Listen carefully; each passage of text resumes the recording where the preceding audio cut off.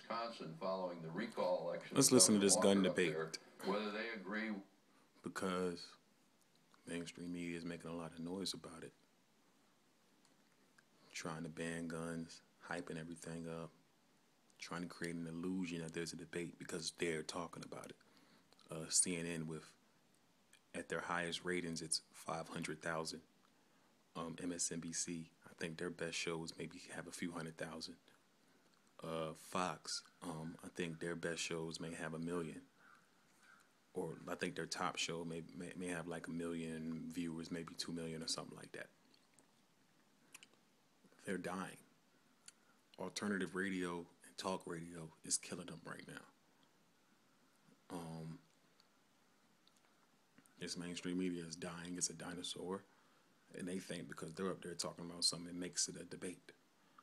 No, it doesn't. They're just pushing government propaganda, and they're just trying to create a false debate.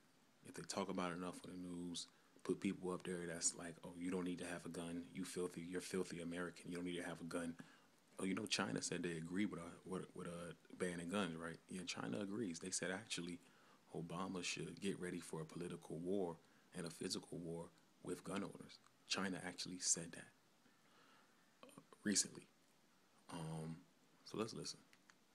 Agree with the goals and principles of the National Rifle Association, and 45% of them had a simple answer. That answer was yes. So yes, there are people who are detractors. Yes, there are people who disagree with us on policy. And yes, there are people who think that because we support firearms rights that we're crazy.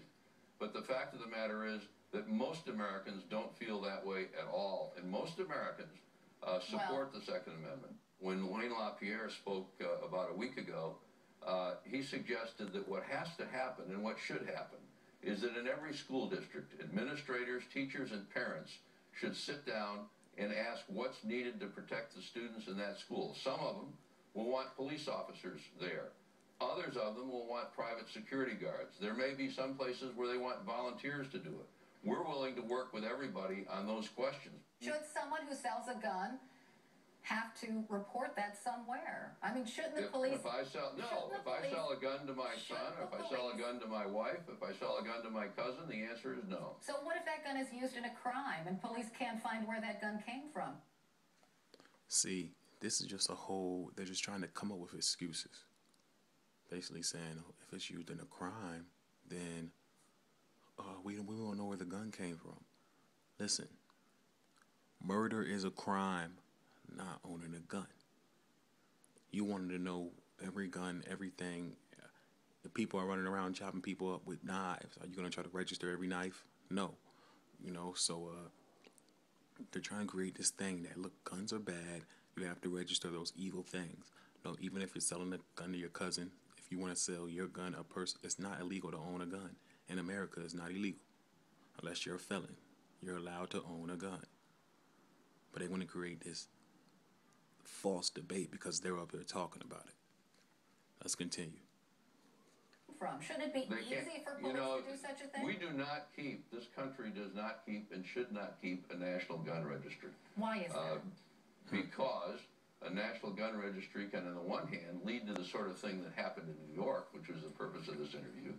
And secondly, because history shows that nations that register guns are in a position then to take the guns away from the citizens. And we have a right under the Second Amendment in this country, unless we're criminals, unless we're in a prohibited group, unless there's a law against us having a firearm, we have a right to have one. There's got to be some middle ground. It's not either or, and you're kind of making it sound that way. Like, there is no middle ground on this. This is the way it should be, period.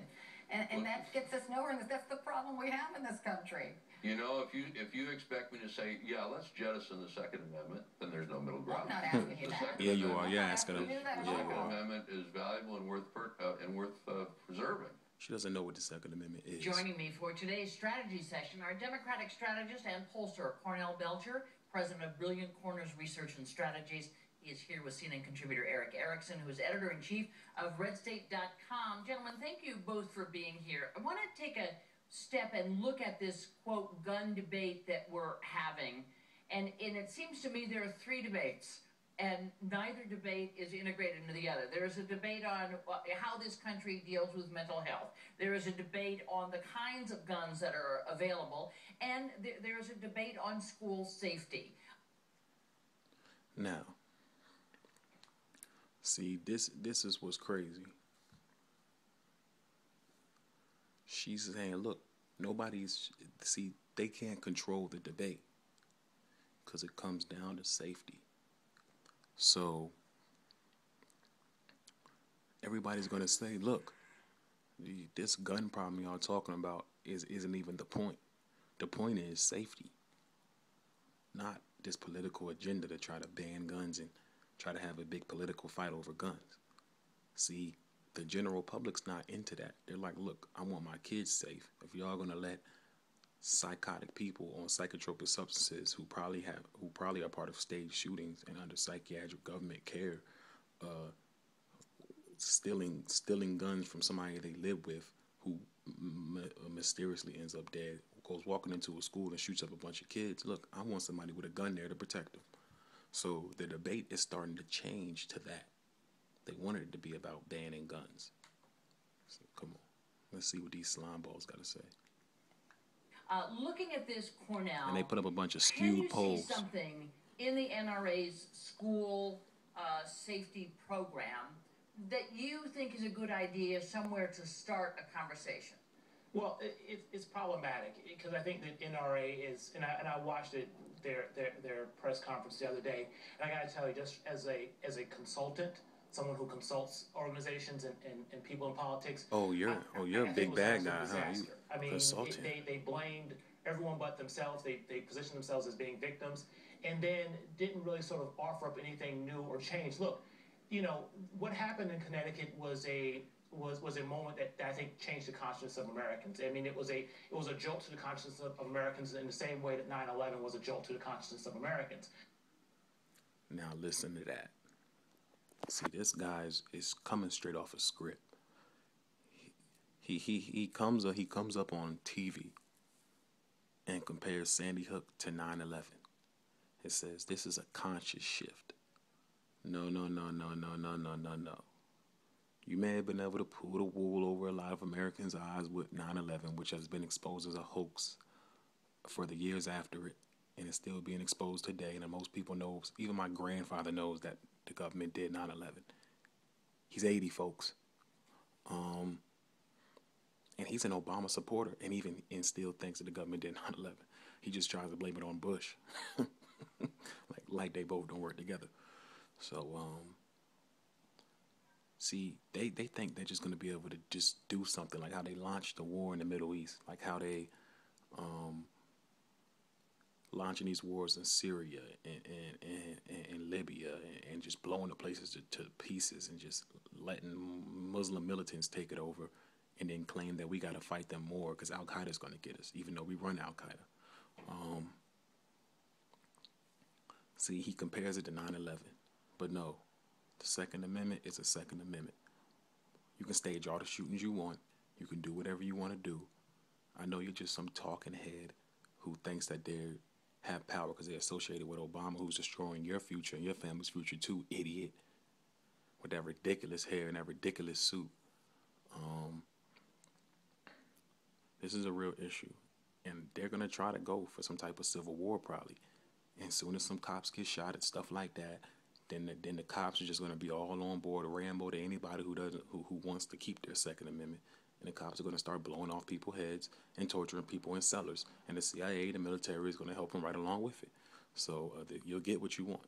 And for all you little people out there that think because Obama won, you won, and you associate yourself with the government now because you feel like you have power, you'll get everything that you want. You'll get it.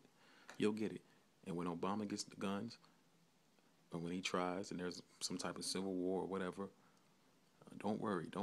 When they cut whatever it is, everybody's gonna be hurting. And don't worry, we'll all be in the same boat sooner or later. We'll just all be blaming different people. Except those that's part of the Liberty Movement that know exactly what's going on with the New World Order. So back to this guy up here who compared Sandy Hook to 9/11, saying that conscience has shifted in America on this issue, on the Second Amendment. No, it hasn't. People know they need guns to protect themselves, and more the gun culture is growing. More and more the emergency preparedness culture is growing, and you're not going to get the guns. And the NRA's position right now is simply not tenable. When you have in your own CNN polling 70%, over 70% of Americans thinking there should be some restrictions on skewed polls on guns, and thinking that yes, we should have a registry for gun owners, and for the NRA to say, well, any sort of laws or amendments that you make, it sort of takes away our ability to have guns, or it's against the Second Amendment. That becomes real problematic, because they are not where the majority of the Americans are. The majority of the Americans are not where the NRA is on this issue. But Eric, let me try with you. 450 million guns in America. Hundreds of millions of gun owners. I don't even want to put up the actual numbers, but I know well more than half the country has guns. And then those that have guns, a lot have multiple guns. So what is he talking about? The gun owner numbers are there. So when he claims that there's this 70% of Americans want all these gun laws and restrictions and stuff, he's talking against raw ownership numbers. I mean, you can't skew these polls. If you want to know who supports guns, look at how many people own them. Look at how many guns people have. And it's overwhelming. The majority of people support guns, because that's what America is. The right to defend yourself, the Second Amendment. Let's go. You and then go back again with Cornell. But I guess my point here is that when you are looking at this discussion, it's not a discussion at all. Everybody has their own sort of area they want to talk about. And no one is saying, well, why don't we discuss school safety? Maybe, I mean, when, and the NRA makes this point, when we want to make the president safe, he's surrounded by people with guns. When we want to make money safe at banks, we put men with guns there. So it's not as though it's a foreign concept to protect what is dear to people, what is important with guns. Yeah, Kenny, I'm really frustrated with the conversation, because people are talking past each other and not to each other. The gun control advocates, the gun rights Candy Crawley just made plenty of sense. Exactly. Advocates, and it.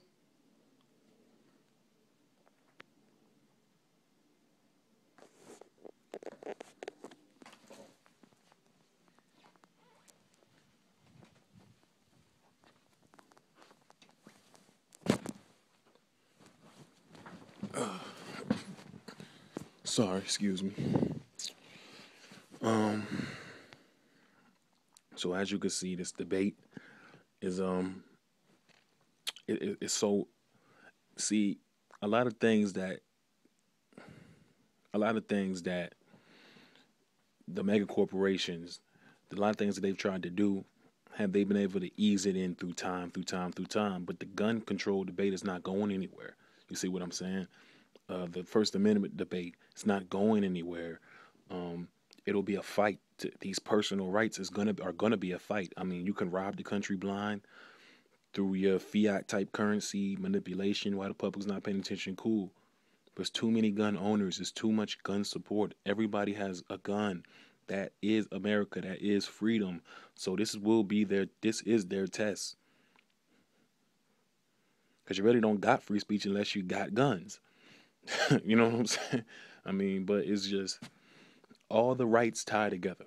So the Bill of Rights, what you have under the Constitution, is what's important. And they know that they have to get to that. Like they said, bank guards have guns. Personal bodyguards have guns. Celebrities are protected with people with guns. The ones that want to go online on demandtheplan.org or whatever and say guns are bad, they have bodyguards with guns. So this whole debate is just foreign. It's just a socialist type concept. It's a communist type concept. And this is what we're dealing with. And this is what the executive branch has to offer, along with the legislative, who will try to pass a gun ban. Emergency transmission.